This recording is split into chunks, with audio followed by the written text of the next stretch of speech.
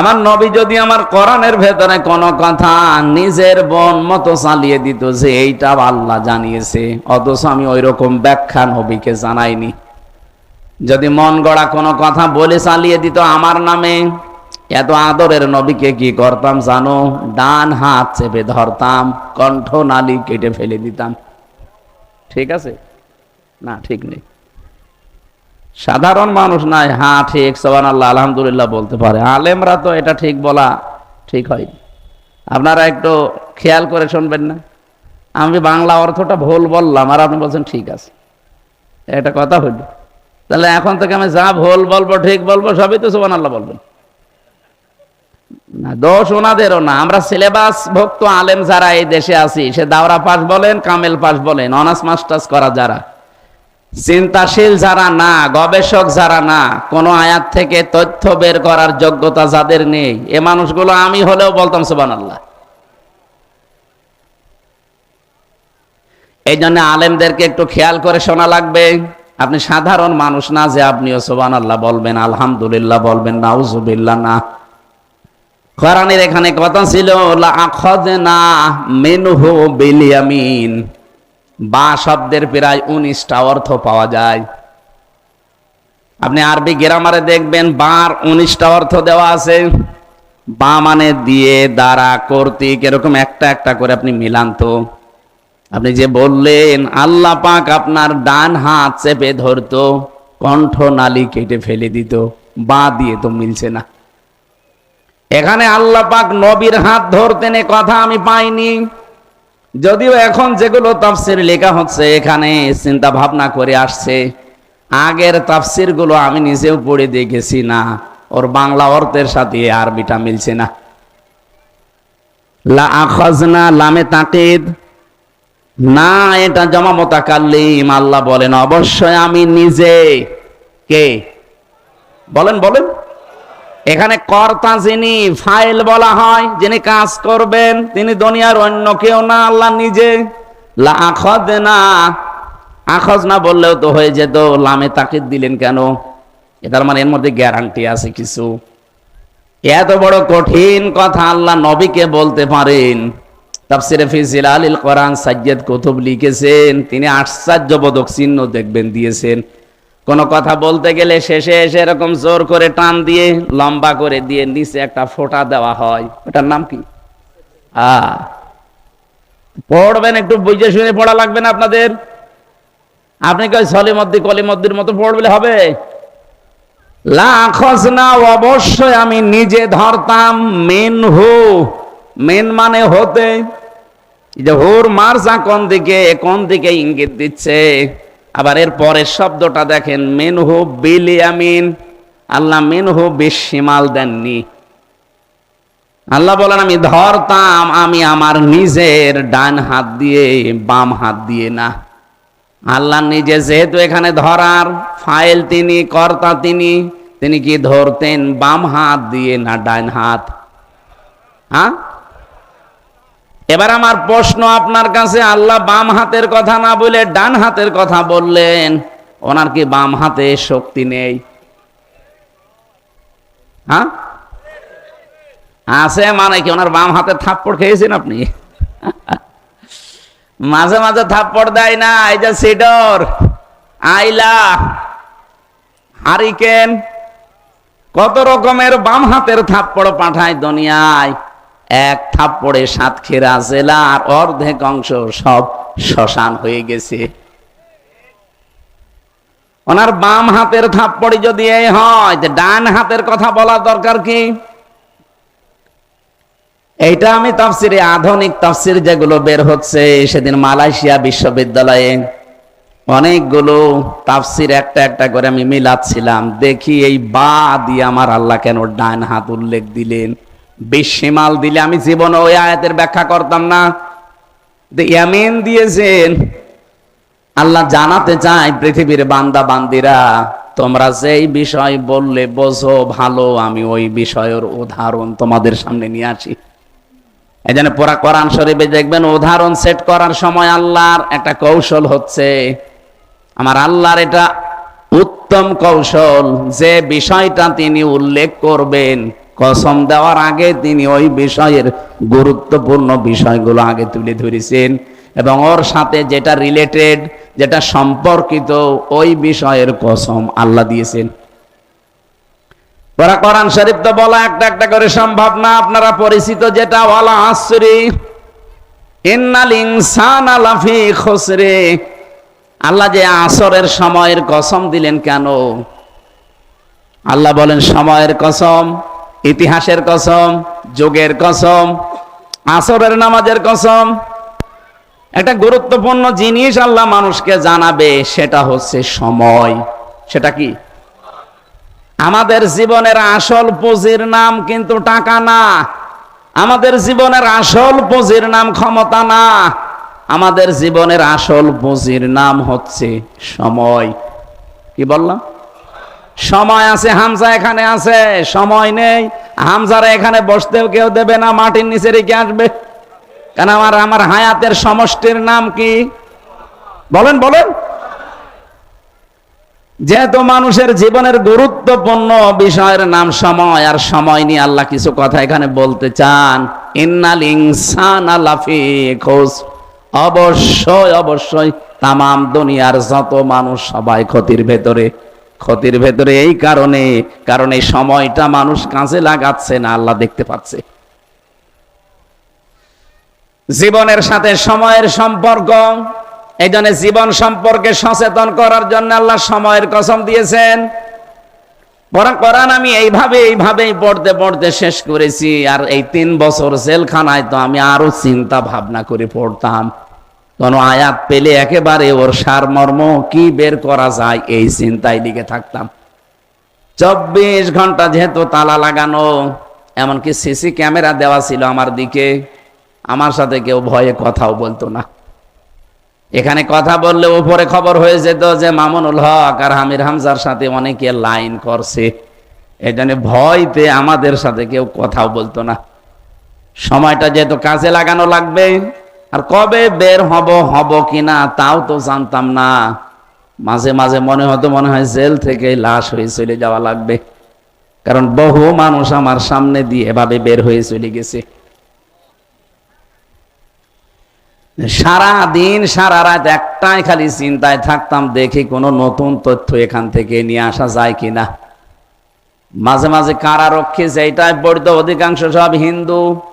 সুব্রত বালা, দেবদুলাল, আশিক কুমার, নয়ন ঘোষ, নাম শুনে বোঝা যাচ্ছে আল্লাহর ওলি। ওর কাছে তারা আলেম জালেম নেই।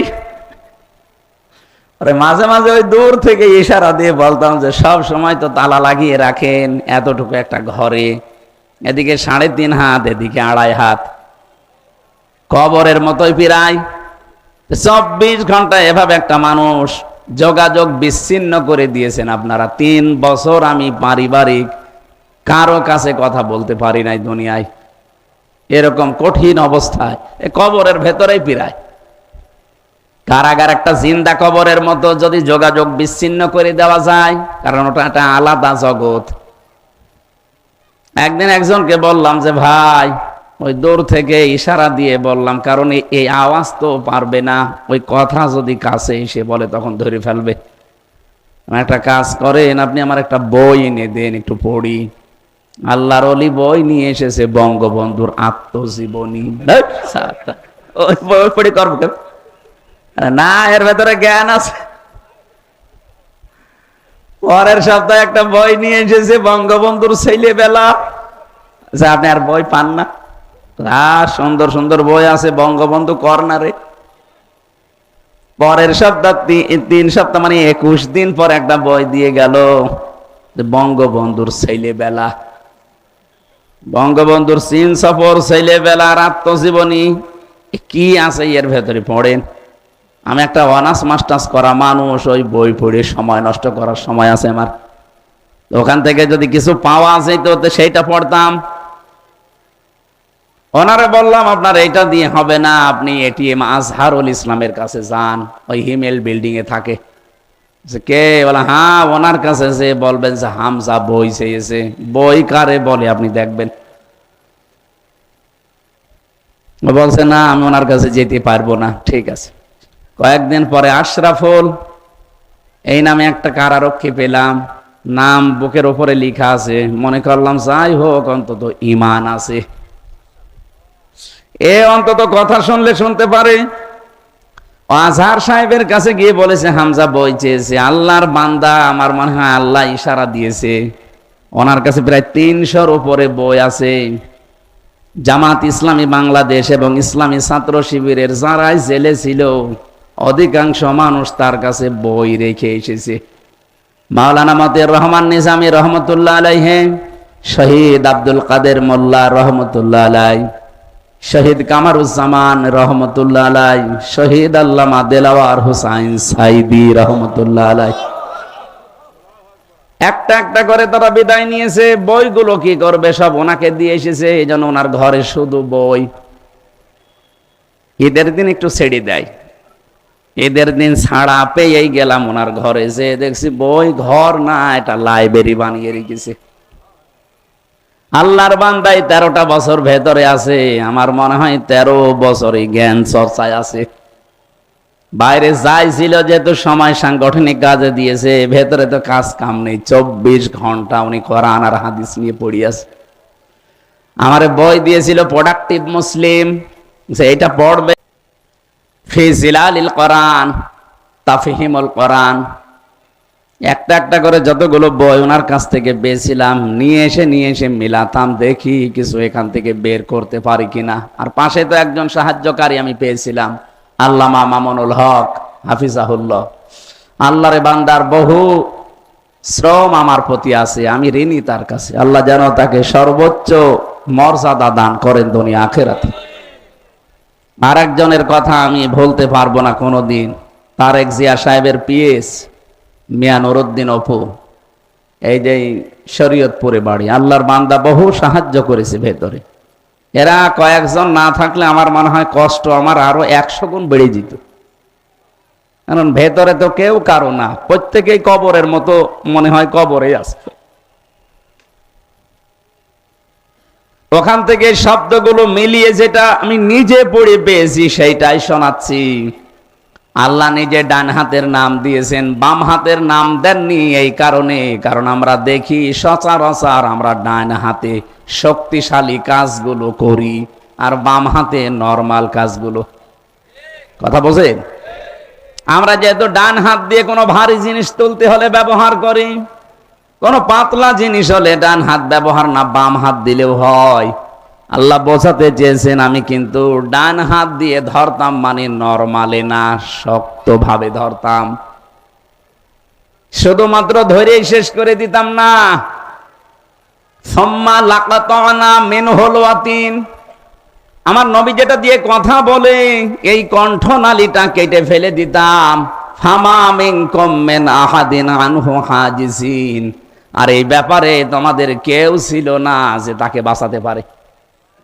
আপনি কথাগুলোর ওজন টের পাচ্ছেন? কাকে বলছে? এটা হামজাকে না, এটা হেলালিকে না, এটা সুলতানকে না, এটা বলছে সরাসরি মুহাম্মদুর রাসূলুল্লাহকে। আল্লাহর পরে যার স্থান, সেই মানুষকে আল্লাহ এত বড় ধমক দিলেন যে আমার কোরআনে এই পৃথিবীতে কেউ কোনো কথা ঢোকাতে পারে নাই। আমার নবীও যদি ঢুকিয়ে বলতো, নবীকেও ছাড়তাম না। লা ইয়াতিহিল বাতিলু মিন বাইনি ইয়াদাইহি ওয়ালা মিন খালফি তানজিলুম মিন হাকিমিন হামিদ। বলেন আল্লাহু আকবার। আমরা যেহেতু 92% মুসলমান এই দেশে বাস করি, আপনি কোরআনের বিরুদ্ধে কোনো কথা বলে এখানে জীবনেও টিকে থাকতে পারবেন না। এটা 54 বছরে প্রমাণ হয়ে গেছে। কিন্তু এই 3 দিন আমরা একটা দৃশ্য উল্টাপাল্টা দেখছি। নারী কমিশনের নাম দিয়ে যারা চেষ্টা চালিয়েছিল তারা তো ব্যর্থ হয়েছে। গত 3 দিনের ভেতরে দেখলাম কলকাতা থেকে কিছু হিজড়াকে নিয়ে এসে কোরআনের বিরুদ্ধে অলরেডি তারা রাজপথে আজকেও মিছিল করেছে। তারা মিছিল করছে, দেহ আমার, সিদ্ধান্ত আমার। আমি সামনের শুধু 2 জন মহিলাকে চিনতে পেরেছি, বাকি সবগুলো কলকাতার। কারণ এই যে 33 বছর বয়সে আমার 92-তে জন্ম, এখন চলছে 2025। এই 33 বছরের ভেতরে বাংলাদেশের চাইতে আমি কলকাতায় কাটিয়েছি বেশি, কারণ এদেশে আমার কথা বলতে দিত না। আমি যাওয়ার আগেই বাড়ি পুলিশ চলে যায়, অথচ আমার শরীর চলে না। বলেন তো কি দেখি আপনি ভয় পান? আমার শরীর চলে না, আমি নিজে নিজে চলতে পারি না। আর আমি বাড়ি যাব কবে আমি নিজেও জানি না।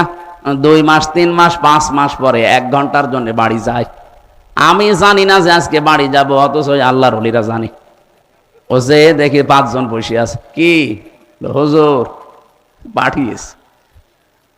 আমি জানতাম না যে সত্যি আমি আজকে বাড়ি আসবো। আপনারা জানেন কি করি? পেছনে কিভাবে জোকের মতো লেগেছিল বলেন তো।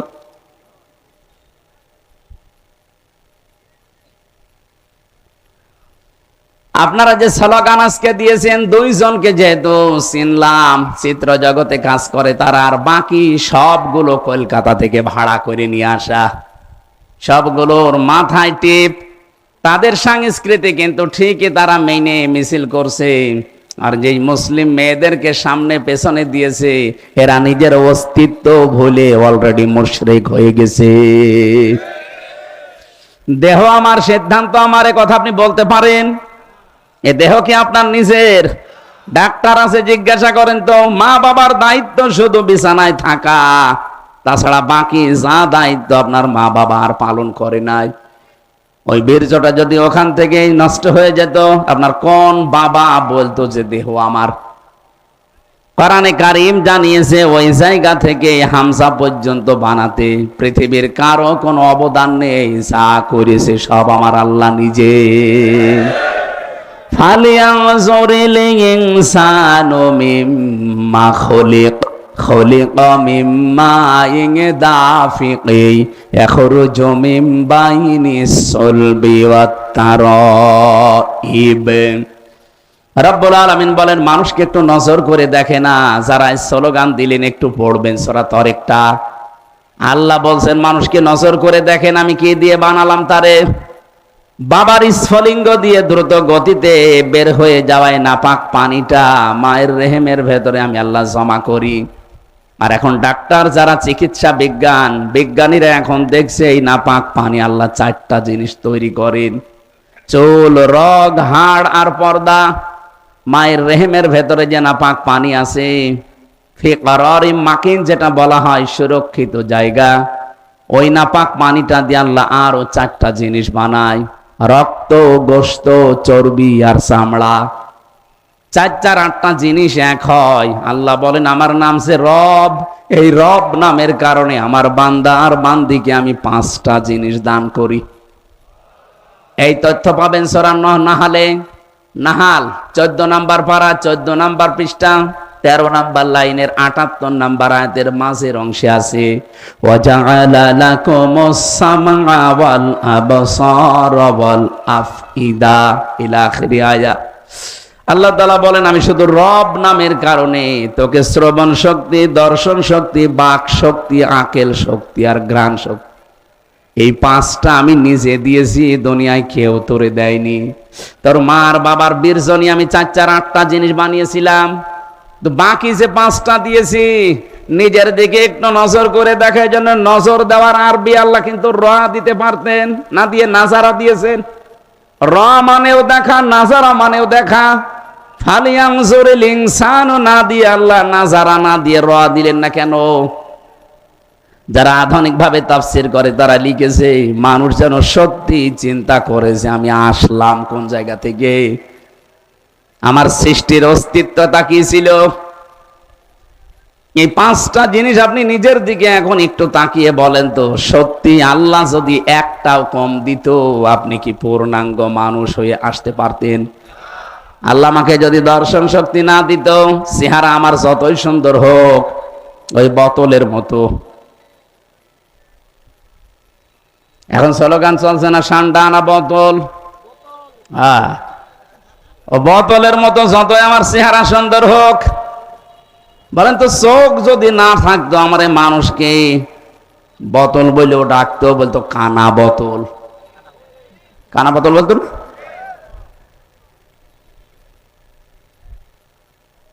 আমার যদি আল্লাহ বাক শক্তি না দিত, আমি আজ যে আন্দাজে একটা দলের ওপরে মিথ্যা তহমত লাগিয়ে দেই, আপনি কোন সাহসে সেই মিটে যাওয়া মীমাংসিত বিষয়গুলো সামনে এনে জাতিকে ডিভাইডেড করতে যাচ্ছেন? যে জবান দিয়ে মিথ্যা কথাগুলো জাতির ভেতরে প্রচার করেন, আল্লাহ ইচ্ছা করলে জবান আপনাকে না দিলেও পারত। আমি এক কথায় বলতে চাই, কোনদিন এই দেশে কেউ যেন এই চেতনার বিক্রি না করে। কিসের ৭১, কিসের ৪৭, কিসের ৫২, ২৪ আনতে পারেন না? এখন থেকে এই দেশে যদি কেউ কোনো কথা বলে, ২৪ নিয়ে কথা বলা লাগবে। যেগুলো মীমাংসিত ইস্যু, এই বিষয়গুলো নিয়ে সামনে আসলেই বলবেন এটা হাসিনার দালাল। আপনি কোন কারণে সেই ৫৪ বছরের আগের ইতিহাসটি নিয়ে আনেন? আপনি ওই সময় কয় কেজি ছিলেন বলেন? আপনি তো কেজি না, আপনার মা বাবার বিয়েও হয়নি। আমি আশা করব আমি কি ইঙ্গিত দিয়েছি আপনি বুঝেছেন, কারণ এই কয়জন মানুষ না, এটা রেকর্ড হচ্ছে, সারা পৃথিবী যাচ্ছে। সবাইকে উদ্দেশ্য করে বলতে চাই, এই দেশে যদি কেউ সামনে রাজনীতি করতে চান, ২৪ নিয়ে রাজনীতি করা লাগবে। এখনো পর্যন্ত অনেকে ২৪কে স্বীকার করে না। এই যে ফজু পাগলা একজন আছে কিশোরগঞ্জের, আসলে একটা পাগলা, ওরে মনে হয় বাইরে রাখা এখন এই দেশের জন্য সমস্যা হয়ে দাঁড়িয়েছে। ওরে রাখা দরকার পাবনায়। তাও পাবনায় যেখানে সেখানে হবে না, হেমায়েতপুরে রাখা লাগবে। এক কথা বলছেন, ওই রকম মাথা নিয়ে বাইরে থাকলে তো সমস্যা করবে। আবার বলে আমি বীর মুক্তিযোদ্ধা। তা আপনি যদি ৭১ যোদ্ধা করে, যুদ্ধ করে বীর মুক্তিযোদ্ধা হন, এই ২৪ সালে যারা যুদ্ধ করেছে এরাও তো বীর মুক্তিযোদ্ধা। এদের কথা মানতে চান না কোন কারণে? না, আর চেতনা বিক্রি করা দেশে চলবে না। চেতনা এখন আমাদের ২৪-এর, যে ২৪ নিয়ে ২৭৩২ জন মানুষ জীবন দিয়ে গেল, এদের জীবনের মূল্য সামনে দেখানো লাগবে। এরা জীবনটা এই জন্য দিয়েছিল যে আমাদের দেওয়ালে পিঠ থেকে গেছে বৈষম্যের শিকার হতে হতে। অথচ ১৫.৫ বছরে আমরা দেখেছি বহু মানুষ এরপরে ওই ভাঙ্গা হাড়ি শুধু বাজিয়েছে। সামনে এই কাজ যারা করবে, আল্লাহর কসম তারাও হাসিনার মতো মরবে। সব বাদ দিয়ে দেন, আপনি ২৪কে ধারণ করিয়ে গিয়ে যান, দেশটা দাঁড়িয়ে যাবে। মালয়েশিয়া, সিঙ্গাপুর মাত্র ২০০৪ সালের পর থেকে তারা দাঁড়িয়ে গেল। কতগুলো দেশ ঘুরে আসলাম, তারা আমাদের পরে স্বাধীন হয়ে দাঁড়িয়ে গেছে। আর ৫৪ বছরে আমরা দাঁড়াতে পারি না, শুধু ওই পেছনের ইস্যু টেনে আনার কারণে। আপনি যাদের উপরে দোষ দেন, মন থেকে বলেন তো, এই মানুষগুলো কি একটাও ৭১-এর অপরাধী আপনি খুঁজে পাবেন না? এই দেশে যারা এখন ইসলামী রাজনীতি করে, আপনি একটা মানুষকে দেখান যে এই লোকটা ৭১-এর অপরাধী ছিল। আর অপরাধী মানুষ কখন হয়? যখন কাজ করে। জামাত ইসলামের উপরে যে দোষ দেওয়া হয়, আরে ভাই ৭১ সালে এই মানুষগুলো তো যুদ্ধ করে নাই, যুদ্ধ করলে নাই, যুদ্ধ অপরাধী হয়। যুদ্ধ অপরাধীর সংজ্ঞা জানেন আপনি? যুদ্ধ করলে সেই লোকটা নাই, যুদ্ধ অপরাধী হবে। এরা তো যুদ্ধ করেও নাই, সাপোর্টও দেয় নাই, কোন দেশের পক্ষে ছিল না। আজ আপনি এই ৫৪ বছর পরে যেটা বুঝছেন, এই মানুষগুলো ৫৪ বছর আগে ওইটা বুঝেছিল। ভারত এখন মসজিদ ভাঙে। ভারত এখন কতগুলো মসজিদ ভেঙেছে দেখেছেন? ওয়াকফ আইনের নামে তারা মুসলমানদের হাজার হাজার বিঘার সম্পত্তি সব অবৈধভাবে নিয়ে নিচ্ছে। তামাম দুনিয়ার মানুষ এখন দেখছে যে বাংলাদেশের সবচাইতে বড় শত্রু এই ভারত। এটা আমরা এখন দেখে ২৪-এর যারা আছি সব এখন এক বাক্যে, যেমন পাকিস্তানের পক্ষে, ভারতের বিপক্ষে। ওই সময় জামাত ইসলামী বাংলাদেশ বুঝেছিল ওরা যা করতে চায়, এ দেশটাকে ওরা অঙ্গরাজ্য বানিয়ে ফেলবে। আমরা তো গোলাম হতে চাই না। কোরআনে কারিমে আল্লাহ জানিয়েছেন, ফালাকতাহামাল আকাবাতা ওয়া মা আদরাকা মাল আকাবা ফাক্কু রাকাবা আও ইতাআমুন ফি ইয়াউমিন যী মাসগাবা। হে নবী, ওরা কিন্তু গিরিপথে যেতে রাজি না, অথচ কঠিন গিরিপথের ভেতর দিয়েই পার হয়ে সফলতা অর্জন করা লাগে। এখানে আকাবা গিরিপথ কি? কঠিন কঠিন সময় জীবনে আসবে, কারণ মানুষকে কঠিন সময়ের ভেতর দিয়ে আল্লাহ বানিয়েছেন। লাকাদ খালাকনাল ইনসানা ফি কাবাদ। আল্লাহ বলেন মানুষকে কষ্ট ক্লেশ সহ্য করে করে এ পর্যন্ত ওর জীবনে কোনো দিন কষ্ট সারা কাটেনি। বাবা যেদিন বীর্যটা ফেলে দিয়েছে ওই দিন থেকে ও আরম্ভ করেছে একেবারে মরণ পর্যন্ত ওর এই কাবাদ থাকবে। আপনি চিন্তা করে দেখেন, যেদিন বাবা আমাকে ফেলে দিয়েছে ওই দিন থেকে এক ফোঁটা বীর্যের ভেতরে কম পক্ষে 40 কোটি হামজা তৈরি হওয়ার ক্ষমতা ছিল। আমরা সবাই ওই দিন দৌড় দেওয়া আরম্ভ করেছিলাম মায়ের ওই রেহেমের ভেতরে, কিন্তু কেউ জরায়ুর দেওয়ালের সাথে ধাক্কা লেগে পড়ে গেছে, কেউ যেতে পারেনি। সর্বশেষ আমি ওই পর্যন্ত পৌঁছিয়েছি, হয়তো আমার মতো আরো কেউ পৌঁছাতে পারে। মায়ের রেহেমের ভেতরে জায়গা যদি থাকে, বিজ্ঞান প্রমাণ করছে একবারে 40 কোটি সন্তান ওখান থেকে হওয়া সম্ভব, কিন্তু জায়গা যেহেতু নেই, এই জন্য হয় একটা, হয় দুইটা, হয় পাঁচটা, হয় সাতটা, হয় 13টা পর্যন্ত এই পৃথিবীতে 13টা সন্তান এক মহিলায় একবারে জন্ম দিয়েছে ক্যালিফোর্নিয়ায়। একটাই মহিলা 13টা সন্তান একবারে জন্ম দিয়েছে, এর উপরে আর পারে নাই দুনিয়ায় কেউ। আমার মনে হয় মহিলার পেট না, ও একটা গোলা ছিল। 13টা বাচ্চা, আপনি হিসাব করেন তো। এখান থেকে আল্লাহ যদি আমারে ধাক্কা দিয়ে ফেলে দিত যে তোর আর দুনিয়ায় সে কাজ নেই, যা এখান থেকে পায়খানায় চলে যা, টয়লেটে চলে যা, আসতে পারতেন নাকি আল্লাহ পারতেন না?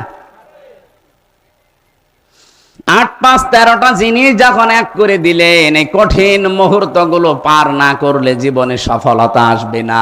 এই জন্য আল্লাহ প্রশ্নবোধক চিহ্ন দিয়েছেন, ওমা আদরাকা মাল আকাবা। হে নবী, আপনি কি জানেন আকাবা কি? এই গিরিপথ কি? এটা আল্লাহ নিজে এবার ব্যাখ্যা করছেন। ফাক্কু রাকাবা, এই কঠিন কাজগুলো আসলে একটা কঠিন, এটা দাসত্ব মুক্তির কাজ হাতে নেওয়া লাগে। কিসের দাসত্ব? এই ভালো করে শুনবেন, গুরুত্বপূর্ণ তথ্য এখান থেকে আসবে। ফাক্কু রাকাবা দিয়েছেন। আল্লাহ পাক বলতে চান, যারা সফল হতে চাও দুনিয়া আখেরাতে, তাদের এই কাজগুলো হাতে নেওয়া লাগবে।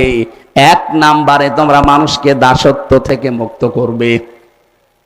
এই আয়াতটা যেহেতু 1500 বছর আগে নাজিল হওয়া, তাফসিরে ইবনে কাসিরের ভেতরে দেখবেন এই জায়গাতে শুধু দেওয়া আছে ওই জামানায় যারা দাস দাসী ছিল তাদেরকে মুক্ত করুন। কিন্তু আধুনিক তাফসির গুলো যে শুধু দাস দাসী না, ফাক্কু রাকাবার ব্যাখ্যায় লেখা আছে মানুষের তৈরি করা আইন কানুন থেকে, এমনকি মানুষের দাসত্ব থেকে মুক্ত করার জন্য যারা কর্মসূচি হাতে নেয় তারা সফল। এই বাংলাদেশে কে এই কর্মসূচি হাতে নিয়েছে? আপনি নিজের বিবেককে জিজ্ঞাসা করেন। খালি উল্টা পাল্টা ফতোয়া দিলে হবে? যাদের আকীদা ভালো না, আকীদা খারাপ। কি আকীদা খারাপ দেখেছেন আপনি? আমি কোরআন শরীফ মাথায় নিয়ে বলতে পারি গ্যারান্টি দিয়ে, 100% গ্যারান্টি দিয়ে, বাংলাদেশে জামাত ইসলামের আকীদা হচ্ছে দেশ আল্লাহর, আইন চলবে আল্লাহর। এর বাইরে যদি জামাত ইসলামী বাংলাদেশের আকীদা থাকে, ওটা তালাক দিয়ে এক্ষুনি চলে আসেন। যারা আছে কেউ যদি জামাত ইসলামের এখানে থাকে, জিজ্ঞাসা করে দেখেন, এই মুরব্বীকে জিজ্ঞাসা করেন, যদি জামাতের লোক হয়ে থাকে যে জমিন আল্লাহর, আইন চলবে আল্লাহর, এইটাই জামাতের আকীদা, আপনি বলেন তো এর বাইরে আকীদা আছে? ওই রকম আকীদা আমরা যদি পোষণ করে থাকি যে জমিন আল্লাহর, আইন চলবে মানুষের, ওই রকম দলে লাঠি ঝাঁটা দিয়ে চলে আসেন, কোনো দরকার নেই ওই দল করা। আমরা চাই মানুষের তৈরি করা আইন কানুনের দেশে আমরা থাকতে দেব না। কি কথা বললেন না কেন? আপনি আমেরিকার দিকে তাকান, ওরা জাতে মাতাল হলেও কিন্তু তালে ঠিক আছে। আজ 236 বছর চলছে আমেরিকা, আজ পর্যন্ত কোরআনের একটা আয়াতের বিরুদ্ধে ওরা রাষ্ট্রের ব্যাপারে একটা কাজও করে নাই।